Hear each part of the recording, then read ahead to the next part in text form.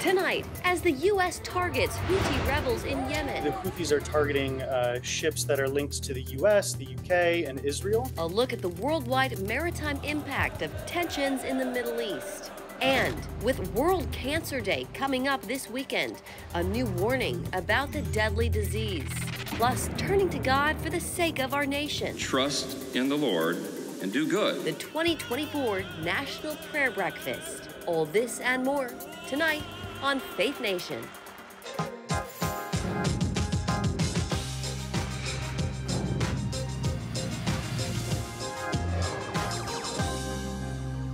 The Secretary of Defense warns it's a dangerous moment in the Middle East. Good evening in Washington, I'm Jenna Browder. Tensions are rising in the Middle East as the U.S. vows to respond to the Iran-backed drone attack that killed 3 soldiers. As the Pentagon prepares to retaliate, the U.S. military is conducting self-defense strikes against Houthi drones in Yemen. All of this against the backdrop of the war in Gaza and after clashes in the West Bank, President Biden ordering sanctions on Israeli settlers accused of participating in attacks on Palestinians.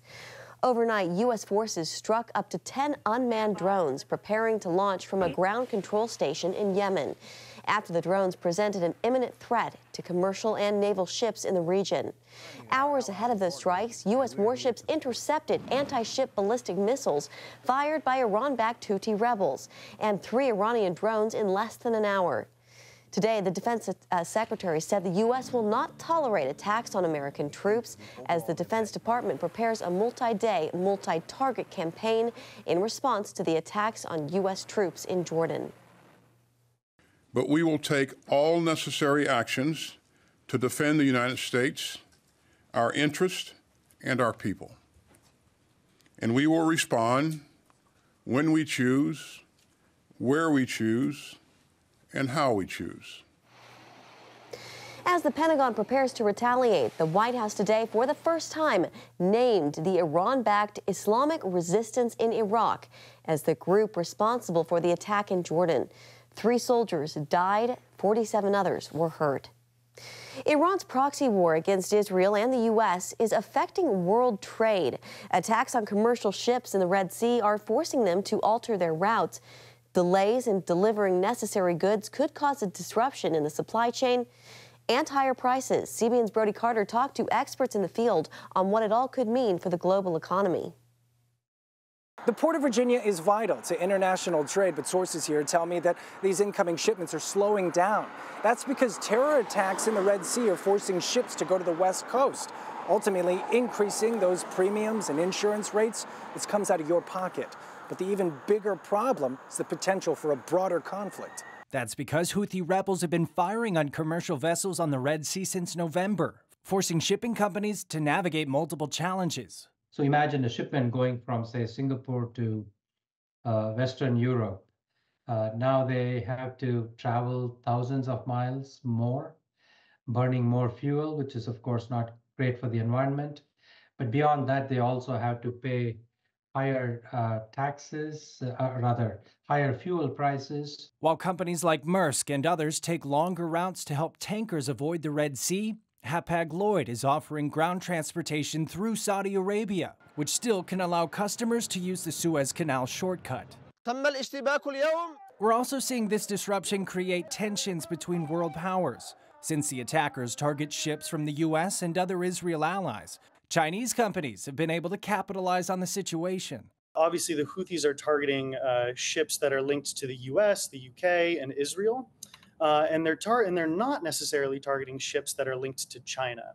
Now, there's also very good reporting, mostly out of Bloomberg, that indicates that as Chinese ships are making the passage through the Red Sea, they're doing a lot to signal or indicate that they're Chinese ships and they're not holding any sort of Western cargo or linked to any other Western company.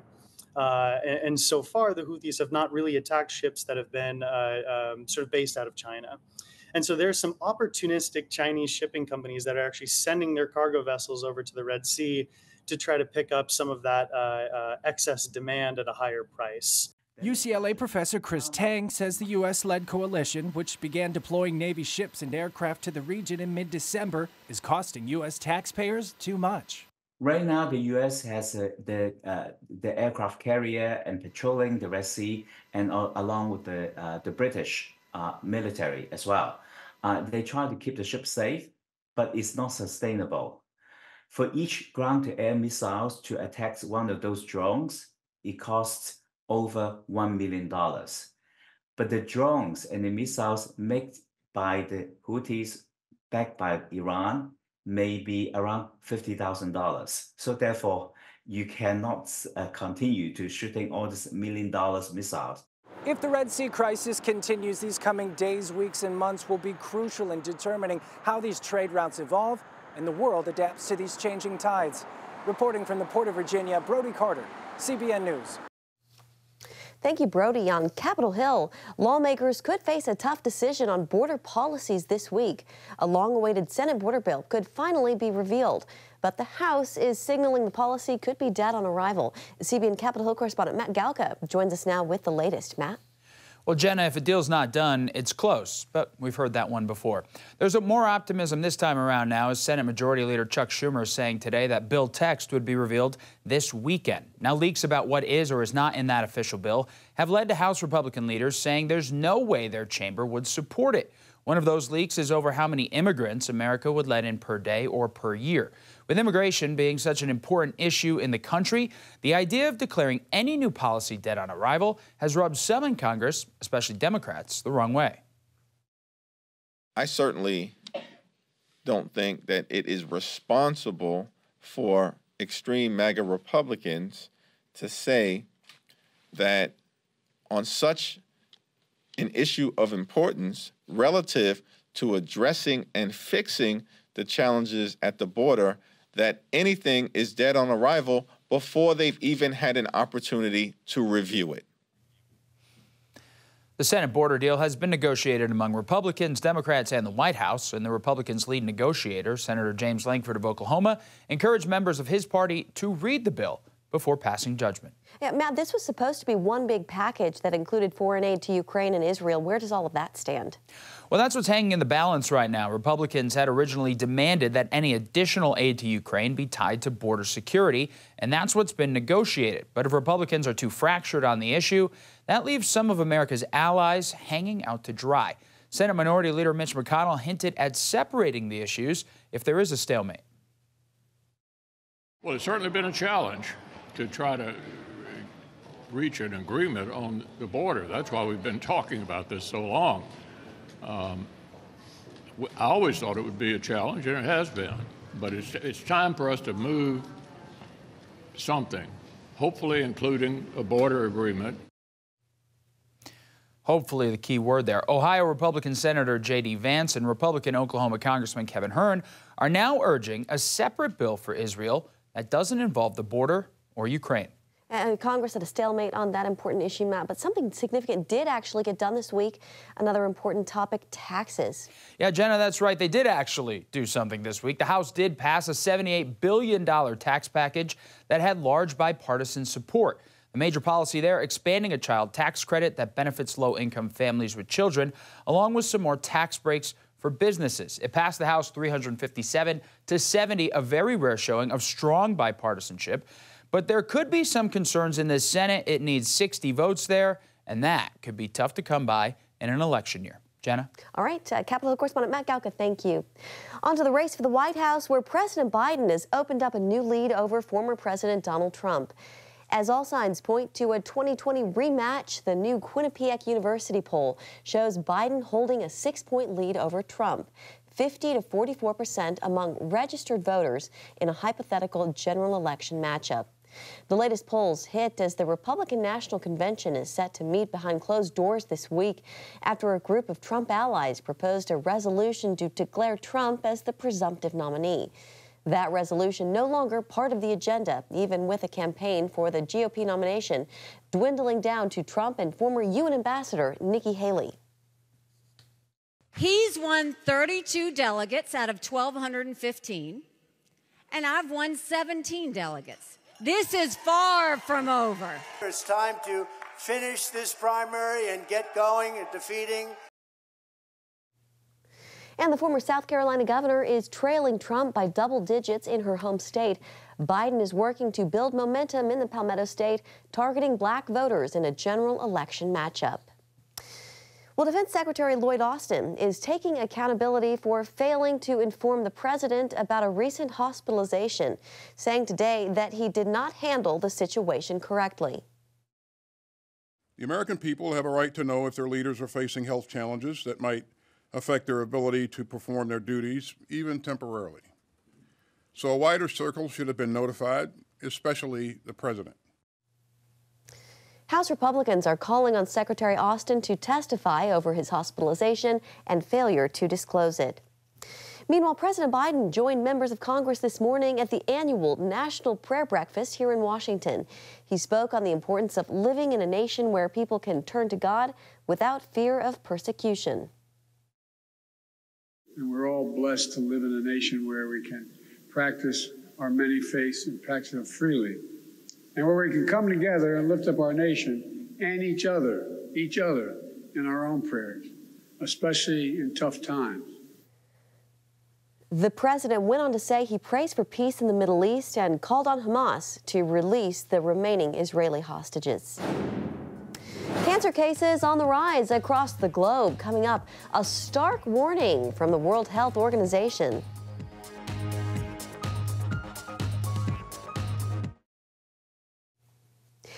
Welcome back. In medical news tonight, an alarming new projection over a worldwide rise in cancer. The World Health Organization predicting global cancer cases will rise by more than 75% by 2050. The WHO's International Agency for Research on Cancer projecting more than 35 million new cancer cases by mid-century. That would mark an increase of an astounding 77% over nearly 40 years.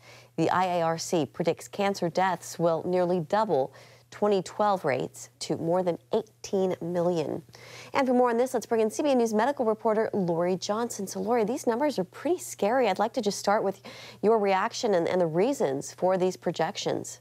Well, my reaction is it's very sobering. The WHO predicts that 1 in 5 people will develop cancer, be diagnosed with cancer at some point in their lifetime. And the reason is because by the year 2050, the population is going to be so much larger. So more people, more cancer cases, and we're going to have a larger number of older people.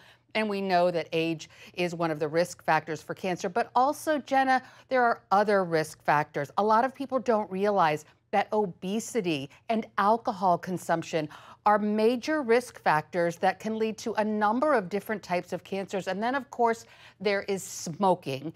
Did you know that lung cancer is the #1 most diagnosed cancer in the entire world? And 80% of lung cancers are caused by smoking. Wow. So, Lori, are certain countries then or parts of the world more at risk than others? Absolutely, and this is one of the main points of the WHO report, is there's extreme inequity across the world about cancer diagnoses and cancer deaths. They are much higher in places where people do not have adequate medical attention. They don't have access to things like screenings and then, of course, treatment. And that's not just true worldwide and in countries that are developing, but also here in the United States for people who don't have proper access to medical attention. Their cancer death rates are higher as well. Yeah, you mentioned obesity and smoking, age, but let's talk about cancer here in the U.S. and why so many young people are being diagnosed with colon cancer specifically. It is really terrible. So in the less than 30 years, the number of people diagnosed with colon cancer specifically under age 55 has doubled. Now, we know that one of the main risk factors for colon cancer is processed meats. A lot of folks don't realize this, but this is a known carcinogenic. It is something that has been directly linked to colon cancer. Processed meats, unfortunately, are delicious. I'm talking about things like bacon, pepperoni, deli meat, lunch meat, chicken nuggets, things that are cured like ham. And so these are processed meats, and these are very bad and can lead to colon cancer. Now, because so many young people have been diagnosed with colon cancer, experts recommend that instead of age 50, that now people start getting their first colonoscopy at age 45. But if you have colon cancer in your family, get your first colonoscopy at age 40. Wow. Lori, experts say about half of cancers can be prevented by just maintaining a healthy lifestyle. What are some things that you would recommend? Well, of course, we already talked about obesity, so maintaining a healthy weight is important. Exercising, eating right. Not only should we avoid processed meats, but a lot of doctors recommend a plant-based diet, ones that definitely don't have too much red meat or pork, and maybe focus a lot on fish and poultry. But then also there's something that a lot of people overlook, which is melanoma, skin cancer, which can be very deadly. And we need to protect ourselves from these harmful rays of the sun. I myself am a melanoma cancer survivor. One of the worst things you can do is go to tanning beds, and I used to spend a lot of time in tanning beds when I was in my 20s, and then in my 40s I was diagnosed with a melanoma, which can be deadly. Thank the Lord. I received an early diagnosis. It was surgically removed, and I've been cancer-free ever since, but it is a warning. It's serious. Amen. Lori Johnson, it's always so good to see you. Thank you so much. Thanks for having me. Take care now. Well, a safe haven for runaway slaves, the unlikely spot where thousands found refuge during the quest for freedom. When Faith Nation returns. The Great Dismal Swamp is a thriving refuge for wildlife, but generations ago it served as another type of sanctuary. It was a place of refuge for people desperate to escape the bondage of slavery. As we kick off Black History Month, Charlene Aaron brings us this story. The Great Dismal Swamp once covered nearly 1 million acres between northeastern North Carolina and southeastern Virginia. Between 1620 and around the time of the Civil War, it served as a thriving refuge for runaway slaves who chose to build their lives here in freedom, no matter the conditions. You have venomous snakes biting insects and flies, thick cover of greenbriers. A great place as a refuge for wildlife, not as much probably a great place refuge for people. As many as 50,000 runaway slaves, called maroons, an indigenous term, settled here on small rises of land known as Mesic Islands. Chris Lowy manages the swamp's National Wildlife Refuge in Suffolk, Virginia. The amazing part about the escaped slaves living here in the swamp is that the conditions living in here were better for them than being enslaved. And that is, that is a difficult concept to understand today. They established hidden communities in these heavily treed wetlands, building cabins and possibly farming small plots of land. Researchers believe the former slaves fed their families by hunting deer, wild turkey, and other game, skills they may have learned from Native Americans who also sought shelter here. The runaways went to great lengths to keep their settlements secret due to fear of being captured by slave owners. Dr. Dan Sayers, an archaeologist at American University, has studied the Maroon Islands for more than 10 years. What I'm finding out there in the middle of the swamp is these big old cabin footprints and a fire pit and all this stuff that shows, that this is a really active landscape. And most, not to say all, most of the material culture or artifacts is stone. And it's and equally abundant is burnt sand and clay. Sayers realized he was on to a significant discovery. It'd be little pieces of clear glass. It'd be a couple white clay tobacco pipe fragments, some iron or metals fragments or little pieces. A smattering of nails, some lead shot, a couple gunflint chips. There's enough stuff artifacts. I was able to definitely feel and definitely know that this was of historic period. As a direct descendant of a slave who helped to build the Great Dismal Swamp, Eric Shepard shares a personal connection to this history. The story of the enslaved people that escaped the plantations and went and lived in the swamp was really, first introduced to me in the slave narrative of my ancestor Moses Grandy, where he was employed as a boatsman or waterman. Grandy traveled the swamp's canal and learned to navigate boats as logging operations and trade expanded at the site. He and other slaves dug the canal and several ditches by hand. As the swamp is today, yes, slave labor, those people have a permanent mark on the swamp as it is today. After arranging to buy his freedom, Grandy dictated his story, sharing about life as a slave and working in the swamp, never mentioning his interactions with escaped slaves living deep in the swamp. He had to still be mindful of when he shared his story, that you had to protect the people. It was a certain amount of secrecy. While many made the swamp their home, others saw it as just a stop on their journey north as part of the Underground Railroad. Dismal Swamp was a refuge. It was a haven for the Underground Railroad activity. But can you imagine down in Louisiana, if you get to the Dismal Swamp, you're almost home free. In 2004, the refuge was designated an important landmark on the National Underground Railroad Network to Freedom. Freedom Maroons in the swamp preferred to living in captivity. On the one hand, it tells us just how horrible slavery was, right? And really, let's not forget the racism and the white supremacy part of that.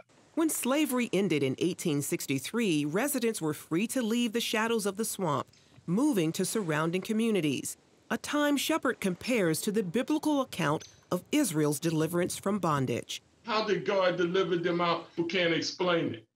There's only one explanation.